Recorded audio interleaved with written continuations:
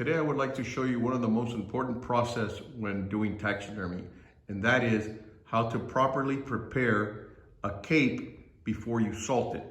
And this is when you have to split the lips and turn the ears and flesh the cape before the salting process. When taking the cape from an animal or a deer that you're going to have a shoulder mount, you want to start by making a circle around the back of the shoulder, around here. Do it with a magic marker here. So you want to cut them behind the leg, and you want to go all the way around. Okay, all the way around. This is just a line where we attach the form, so this is a little bit too far back. So as long as it's behind the shoulder, about that much, you're good. And then you're going to make another cut around the legs, right above this joint here, okay? And then you're going to make another cut behind the leg, like this, and then across like that. And this is a lot of times where the brown hair meets the white hair. So you want to make that cut. And then you want to make a dorsal cut between the ears that comes all the way straight, all the way to the back.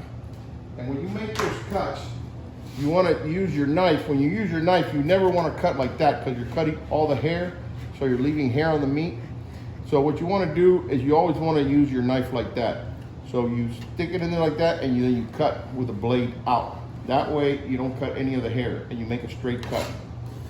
Once you get, and then normally the animal's going to be hanging by his back legs, and then you start skinning them out. When you start skinning, and you start at this corner here, try to leave that little bit of muscle meat that's there on the skin, and that helps you get a clean skinning job.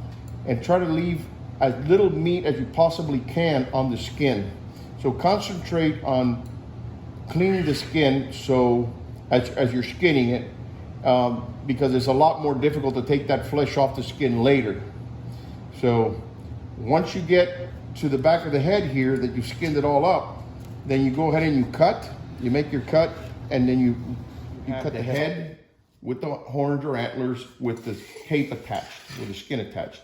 One thing that you want to keep in mind that I see so many times people making the mistake, they'll bring a cape all the way back to here thinking, oh, you know, we want to leave enough cape for the taxidermist, but then they come in here, and when they're skinning the animal out, they don't know what to do when they get to the legs, and they cut them in the inside of the leg and cut the brisket.